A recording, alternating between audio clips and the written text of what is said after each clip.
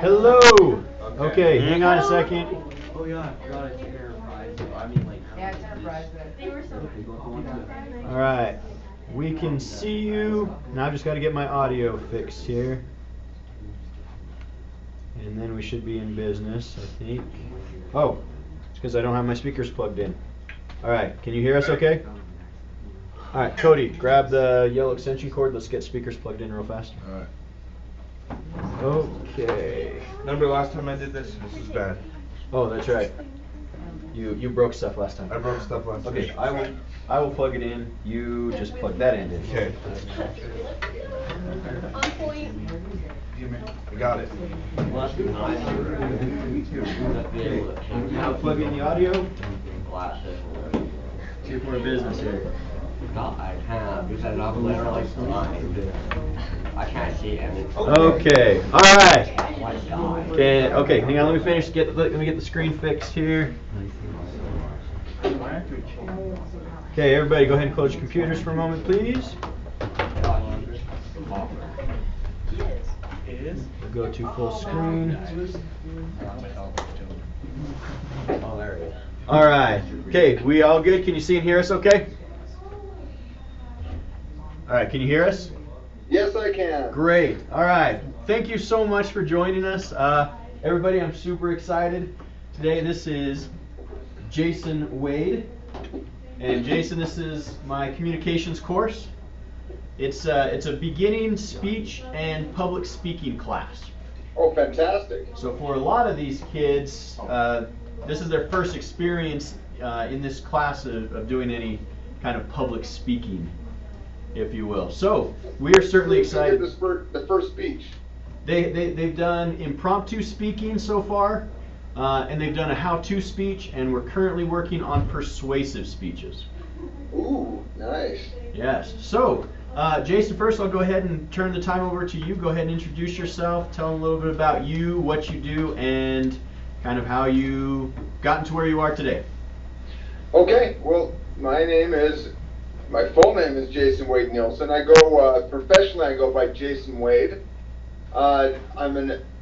First and foremost, I'm an actor. I do a lot of filmmaking, and obviously public speaking would be used in that quite a bit.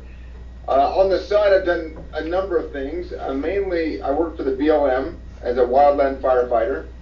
I also, with the BLM, I got into public relations because there's this huge gap between people understanding the use of fire, the necessity of fire, and so I've been out there trying to educate students like yourself on why you see some of these fires prolonged and going a little longer than what people would necessarily want to have happen. So there's been a lot of public speaking there, but mainly it's just with the filmmaking.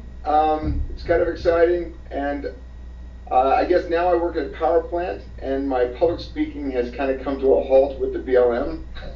So that's over, but I still am very much involved with filmmaking, and I've got for some reason, I keep doing historical films, and these historical films have put me right in the center of public speaking because people want me to come in and talk about the movies, why we did it, how we did it, who was involved, how it's changed or touched my life in some way, and so it's been really quite exciting. Okay. So with these two passions that you have in working with the BLM as well as film, how did you get involved into each of those? How did it start for you?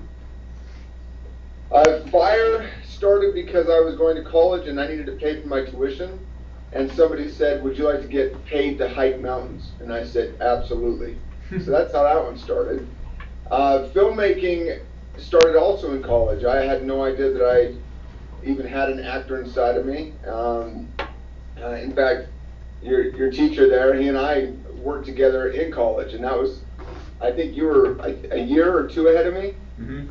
Yeah, so he was kind of one of those guys I was looking up to, watching him do things on the stage that I wish I could do. So it was really new and fresh for me. College was a huge time in my life. It changed everything. I was a very shy kid.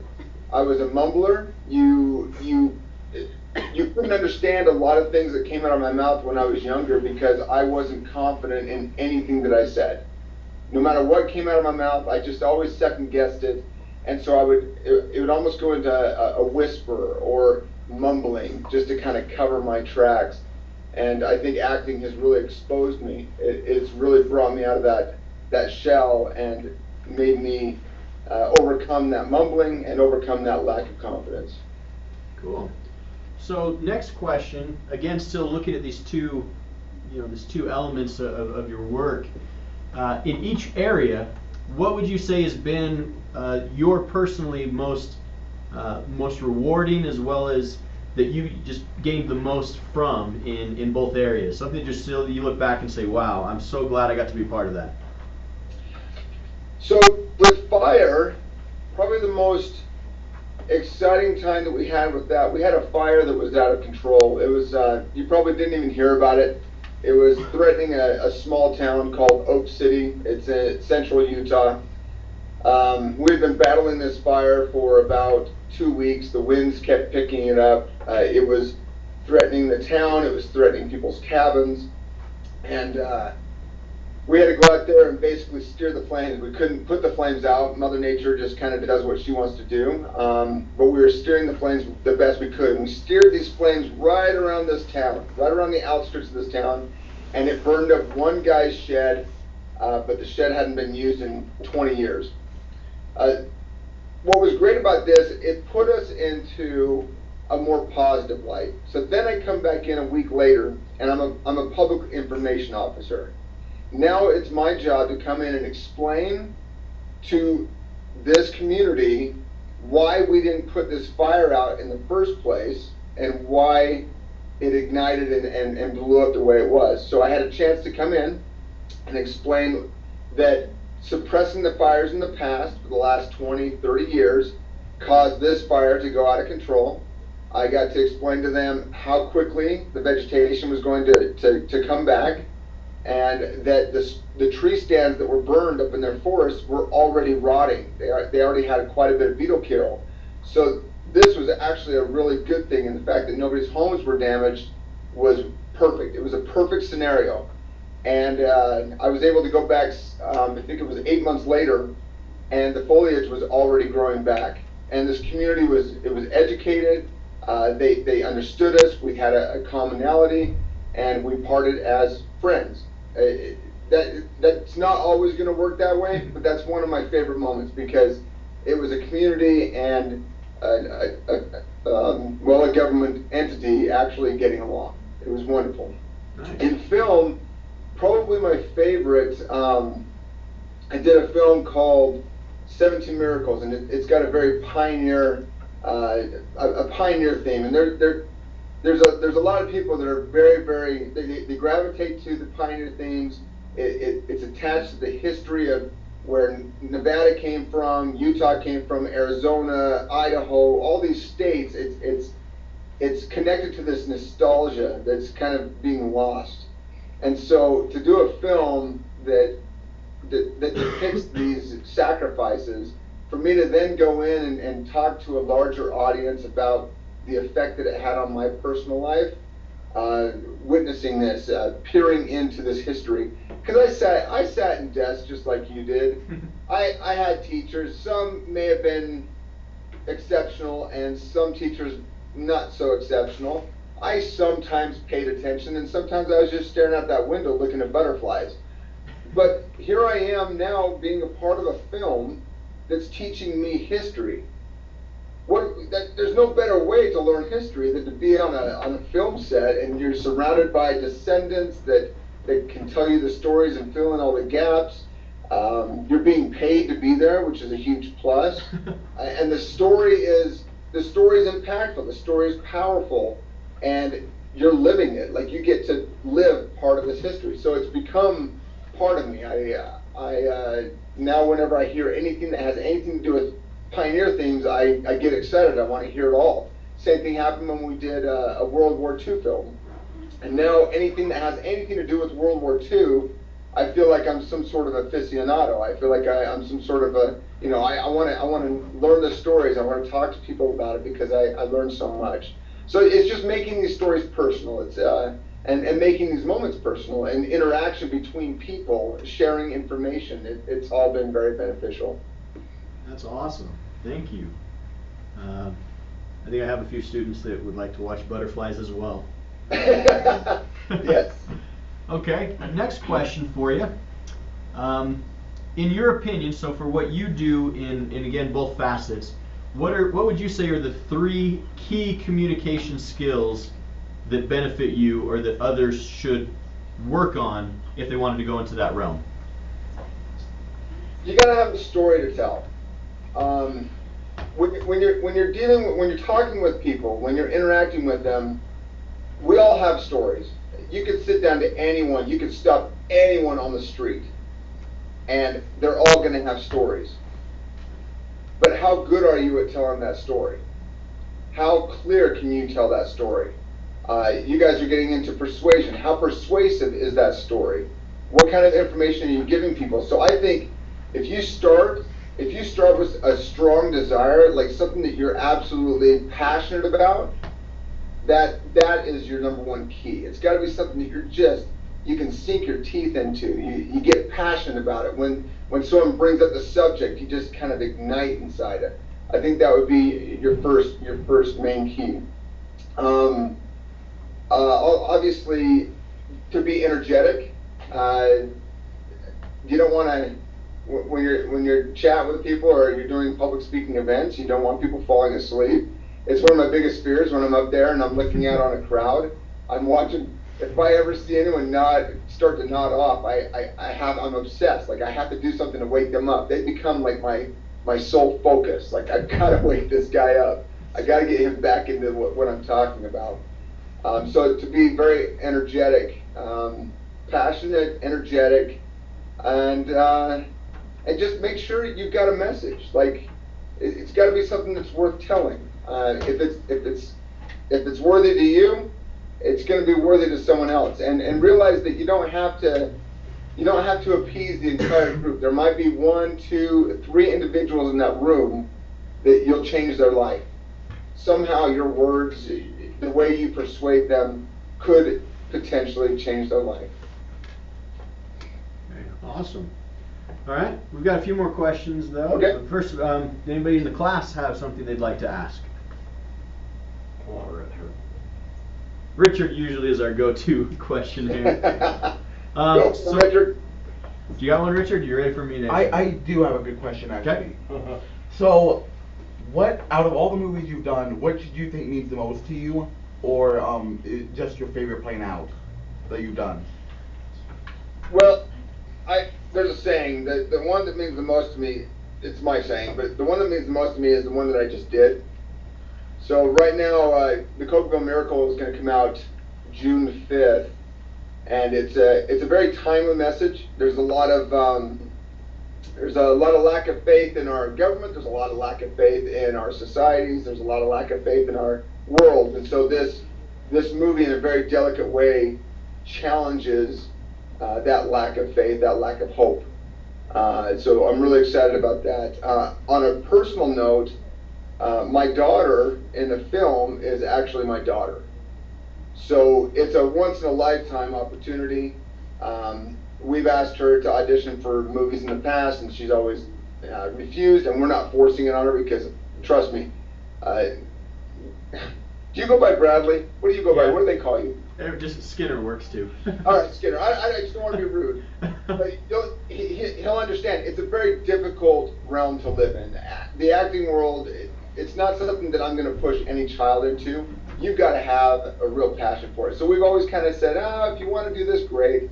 But for some reason on this project, she just said, I don't know why, but I feel like I should audition. And she nailed that audition. She listened to the director, because the director said, I don't need a kid that can act. I need a kid that can listen. And she was the only, I read with probably 10 kids that day, and she was the only one that listened to the directions and actually made a change in her performance. So it's really special to me on a personal note, and it's very special to me in terms of the message. Cool. So let's go way back in your career then. What was what were some of the early things that you did to get started in film? Well, obviously, college. College was my platform. I did a lot of stage, a lot of acting, but it wasn't just acting. It was directing. You couldn't just act. You had to learn costumes. You had to learn lighting. You had to learn editing. You had to learn everything. I did a double major, so I did theater and I did communications. So on the communications end, I had my own radio show. I had my own TV show. I was in front of that camera. I was behind that camera. It was just a wonderful platform for me to get a huge foundation of knowledge before I left and went to Los Angeles. Otherwise, I don't think I would have survived.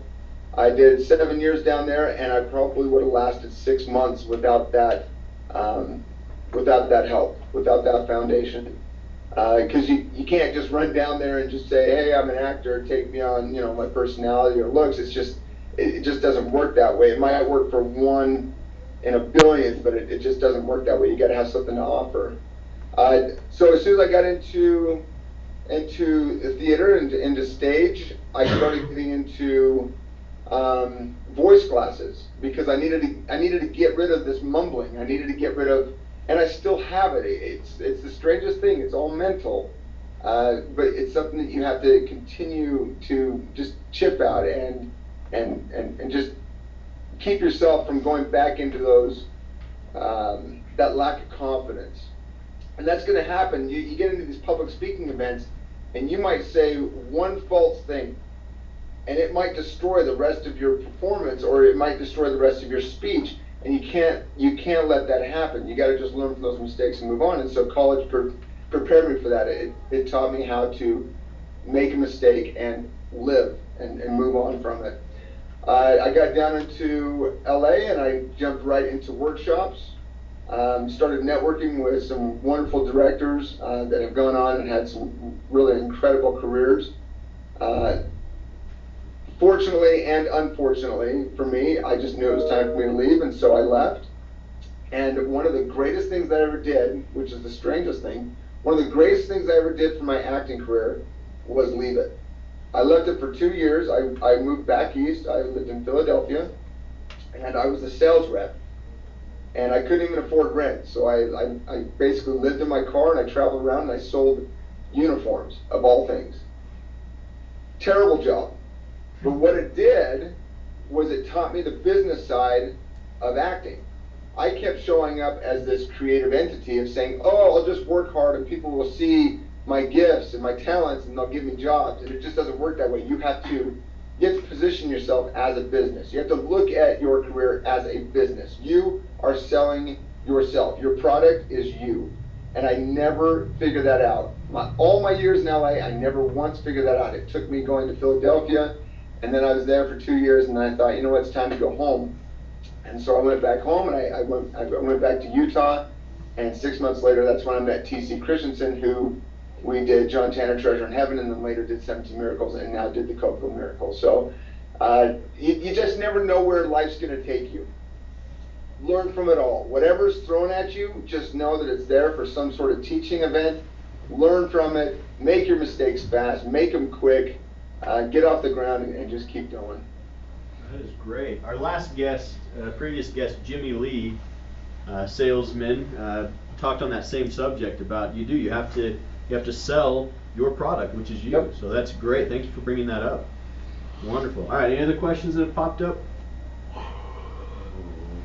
Jonathan. So having worked in movies and you see all the hard work and effort that's put into these things, has your opinion changed on films and the industry as a whole after seeing this? So yeah, asking about your opinion of the whole industry. Heavy question.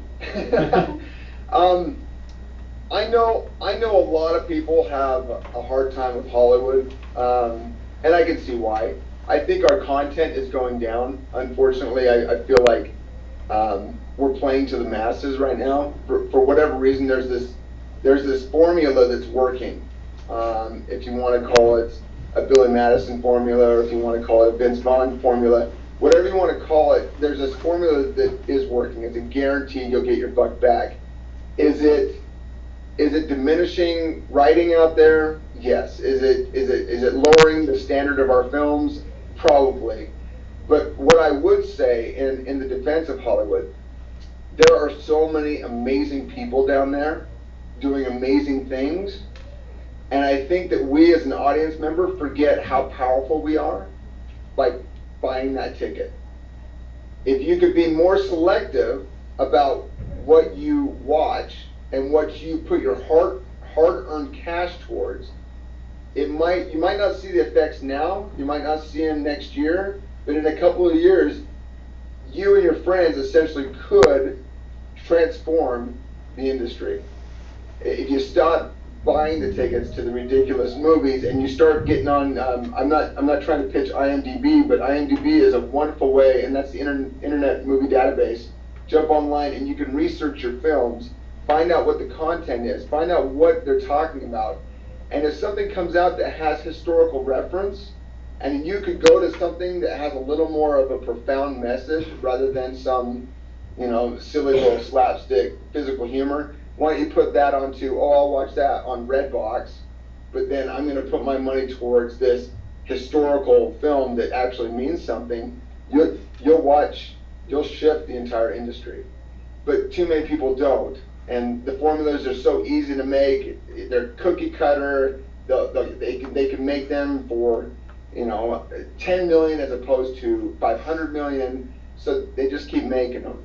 But I don't think it's that bad. I think there's some good movies. This last year I was very happy with the films that were up for Best Picture. I thought that there were some good messages there. There were great performances, and these films deserved to be applauded, and we need more like them. Absolutely. I hope that answered your question. Yeah. That was kind of like my political answer. We're not ruined, but I do think the standard is declining, but it is on its way back up, and there are great people doing amazing things right now. Okay. Good question. Good answer. Thank you. So how about now? Let's say if we did have any prospective performers in the classroom that they say, hey, maybe this is somewhere that I want to go. What key pieces of advice would you give them that they should be doing right now in high school? Definitely get involved with any productions. I don't care if you're soldier number 3 or the tree in the background, or if you're on crew and you're just like someone's assistant to the assistant. Get involved, because it's going to open up your mind to how difficult these processes are. Your teacher, Mr. Skinner, has directed plays before. Ask him how difficult it is to put a play together. You being on set, you're going to witness this, and it's going to only open your appreciation for the process. Filmmaking, it's not glamorous. You come on a film set, and there's a lot of sitting around, and then there's a lot of hard work. It just depends on the day and what we're trying to get for that day. It's not glamorous in any way. So if you came on and you were an extra in the film, you would only gain that much more appreciation for what actually goes on set. After that, I would definitely try out for speaking roles. If performing is something you want to do, if it's crew, then obviously just keep going after those crew positions. I would strongly urge anyone that's going into the performing aspect of it, I would strongly urge to live a life. Do things, like learn things. It's not about building a resume, but it is. You want to be able to offer something to these characters. You want to be able to show up in life. You don't want to just be a trust fund baby that's just been given everything and then show up and make it on your connection that you had to some director that did a TV show in the 80s. It's like you want to show up and be yourself, and also show up knowing who you are. It's a scary place. There's great people down there, and there's not so great people down there. If you choose to go to LA, I preach this. I talk to the kids about this all the time. If you show up in Hollywood and you have no idea who you are, or what you can offer the industry, there are thousands of people down there that is their living. That's to find you and define you. And their definition of you is going to be so awesome because the checks are going to start rolling in, the celebrity status is going to start rolling in. You're going to eat it up, and you're going to actually think, oh, this is who I am. This is exactly who I am. And then when the limelight's gone, when the celebrity status is gone, you're going to be left with nothing. So definitely know who you are. Know what you have to offer. And it's a process, right? I'm 41 years old. Am I still discovering who I am? Absolutely. We've got a baby on the way, and I thought that I knew how to parent, but now I got to think about how to parent with 3 kids. Like, the learning process is never going to end. Your education is never going to end, hopefully. Hopefully, even after school, you still want to jump online and take online classes, or possibly get into a different trade, learn how to weld, whatever it is. Because the more you learn, the more you can offer to this world. And the more you can offer to this world, the more you can make a difference. That's fantastic. Thank you. Yep. Great point. Hope you guys are just soaking all this awesome wisdom in. I'm a sage. I'm a sage. Just like osmosis, just let it soak in. So good. Wonderful. All right. I know we could spend another hour just talking, and this would be great. But that's about it for our time today. Okay. Thank you so much. Class, please.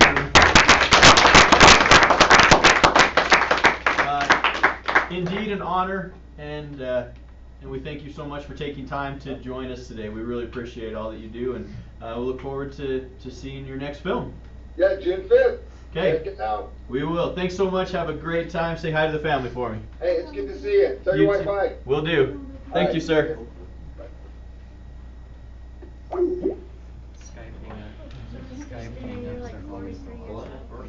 No, I am 39. I was 2 years ahead of him in school, though. Oh, I thought he meant.